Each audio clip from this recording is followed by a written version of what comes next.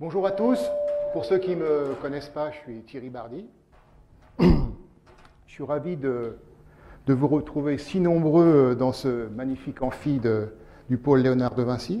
J'en profite pour remercier une nouvelle fois l'ensemble du pôle Léonard de Vinci, son président, toute l'équipe, une mention particulière pour l'équipe technique, et puis sans oublier mon compère, Benoît Aubert du pôle, qui co-animera la séance avec moi.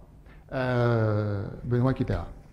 Alors, il y a quelques mois, j'ai eu l'idée, peut-être une idée quelque peu saugrenue, d'organiser cette journée de pitch rétro-prospectif ou rétro-fiction, tout ça au format TEDx. Cette idée me tenait à cœur car pour moi, elle répond à une définition que je me fais de la prospective d'entreprise, savoir que la prospective n'est ni plus ni moins qu'une innovation de pensée. Alors on peut disserter sur pensée ER ou pensée ES, mais sortir du cadre d'une façon assez originale répond bien à ma définition de la prospective.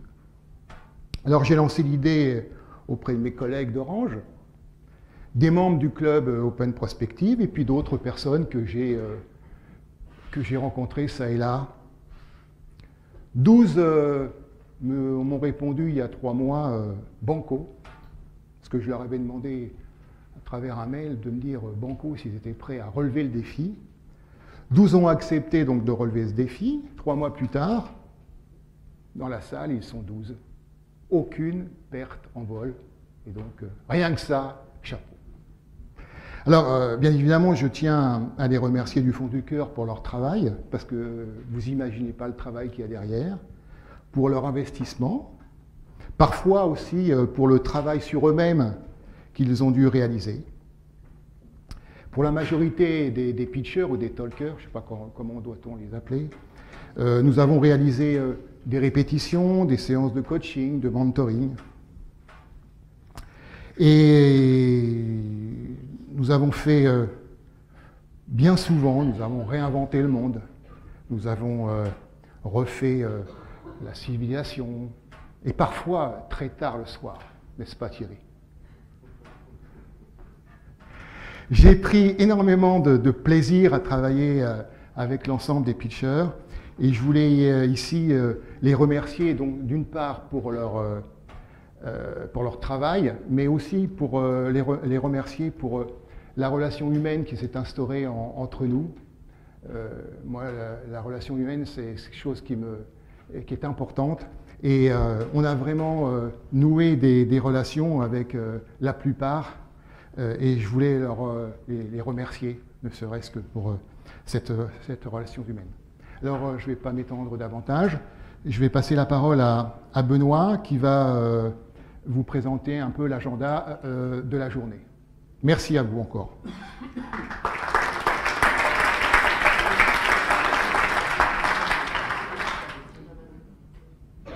Bonjour à toutes et à tous. Alors effectivement, je dois vous expliquer les règles du jeu de l'après-midi qui vont être très très simples. Donc,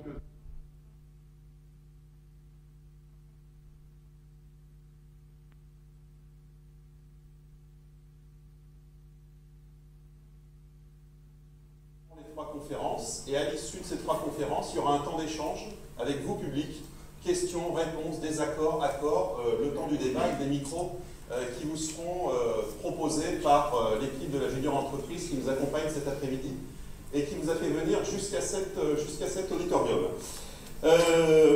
Alors bien entendu, chaque conférencier, c'est important de le souligner, va intervenir en son nom personnel plus qu'au nom de son entreprise. C'était un souhait que de le signaler de la part de chacun. Donc ce sont effectivement des points de vue, des postures, des idées, des nouveaux développements, sans forcément de lien avec l'entreprise que le conférencier représente. Ces conférences, comme vous le savez, amener une argumentation, développer des idées en 10 minutes, c'est un exercice qui est extrêmement complexe. Comme Thierry l'a souligné, il y a eu un gros travail de préparation énorme de la part de chacun des conférenciers qu'on remercie chaleureusement. Bien entendu, on a tous l'habitude de faire des présentations en entreprise, de présenter des résultats résultats à ses équipes, à son patron, etc. Mener un pitch de 10 minutes, une conférence aussi courte, c'est pas évident. Je sais que certains conférenciers ils nous l'ont tout de suite dit en arrivant, une certaine appréhension. On leur garantit qu'il y a vraiment une grande bienveillance de la part de nous tous. C'est un vrai bonheur à les écouter cet après-midi. Et je pense que c'est important de vous le signaler dès le départ. Dans l'exercice, la gestion du temps est complexe. Et en 2036, en ce 9 juin, avec Thierry, on a un vrai problème. Parce que les montres n'existent plus. Les horloges ont disparu. Il n'existe plus de fabricants de ce type. Alors on s'est dit, mais comment va-t-on aider nos conférenciers à bien gérer leur temps? On s'est souvenu qu'à 20 ans, il s'est passé quelque chose d'assez sympa. Il y a une équipe de France de football qui a gagné la Coupe d'Europe, c'était en juin, je crois, par 15-0 contre l'Espagne, si mon mémoire est bonne. Juillet, pardon. Et alors on s'est dit, on va donner des indications à nos conférenciers. Carton jaune, quand nous allons le lever vis-à-vis du conférencier, ça soulignera simplement qu'il est à 8 minutes de son intervention. Donc n'y voyez en aucun cas de notre part une sanction, mais plutôt une indication, un chemin, un guide. Au bout de 10 minutes, nous serons plus péremptoires. Carton rouge. Ce qui ne signifie pas vous devez vous arrêter, c'est s'il vous plaît, passez la parole au conférencier suivant, ou démarrons la discussion avec nos invités, le public que nous formons. Voilà pour les différentes précautions d'usage. Et puis, c'est un dernier point, les conférences sont filmées. Elles seront diffusées sur le web sous réserve de l'accord de chaque conférencier, donc ce qui sera vu avec chacune ou chacun d'entre eux de façon tout à fait sécurisée pour éviter toute forme de problème. Voilà Thierry, je te repasse la parole.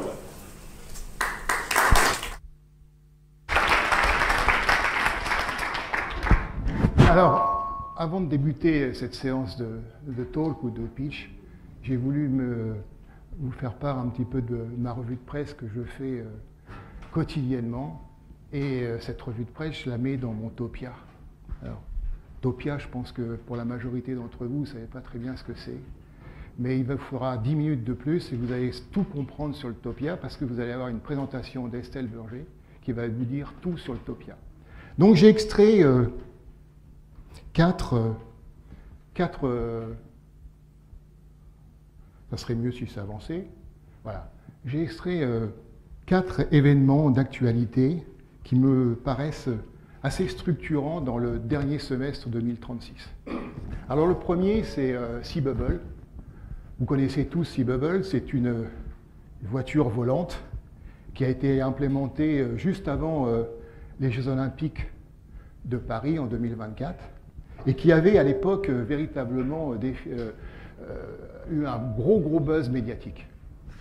Alors cet élément, vous voyez les spoilers qui sont sur le côté, c'est une mi-voiture, mi-avion. Elle flirte avec l'eau. Bon. C'est véritablement une technologie de rupture qui a été installée en 2024. Vous êtes aussi tous conscients, enfin tous vous avez vu dans la presse, qu'il y a eu pas mal d'accidents. Il y en a une qui a heurté un pylône sur la Seine. Il y en a 2 qui se sont heurtés il y a 2-3 ans. Et pour éviter les accidents et le développement de ces accidents, la mairie de Paris a pris une décision, c'est qu'elle est passée d'une V1, Sea-Bubble V1, à une Sea-Bubble V2. Et donc le Sea-Bubble est maintenant à compter. Je crois que ça a été inauguré en mars 2036. Sea-Bubble est devenu totalement autonome, donc théoriquement sans aucun accident possible.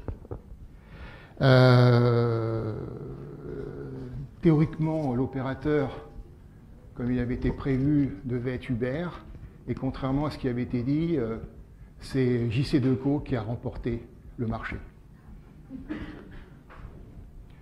Deuxième événement qui m'a marqué, c'est l'enseignement des langues étrangères. On se pose des questions sur l'enseignement des langues étrangères au collège.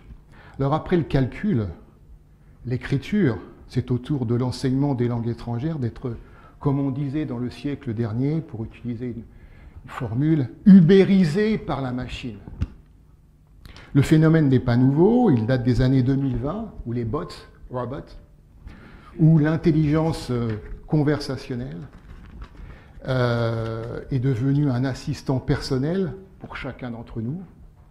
Dans cette mouvance, les traducteurs en temps réel sont apparus. Aujourd'hui, ces traducteurs sont devenus des commodités. Certains parlent de commodité absolue. Et c'est su pour la plupart des langues étrangères.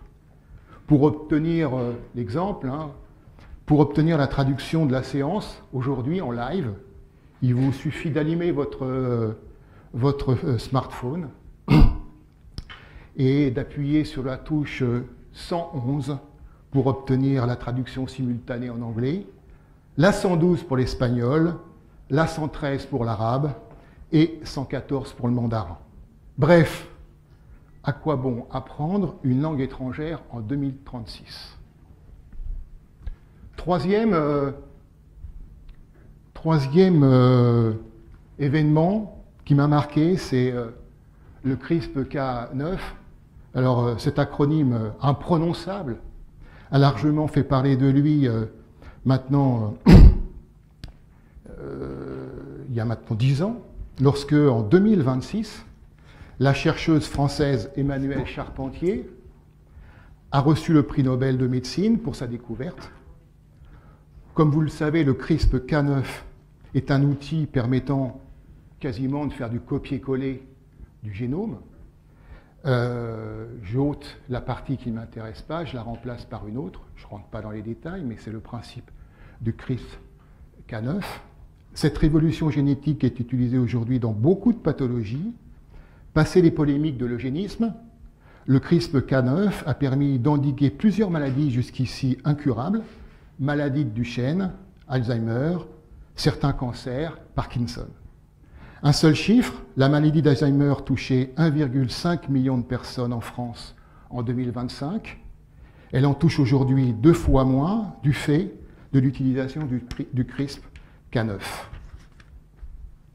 La pénétration d'Alzheimer aujourd'hui en France est inférieure à celle de 2015. Pour finir, une dernière brève qui m'a, encore une fois, intéressé, c'est des brèves qui sont de la DARPA.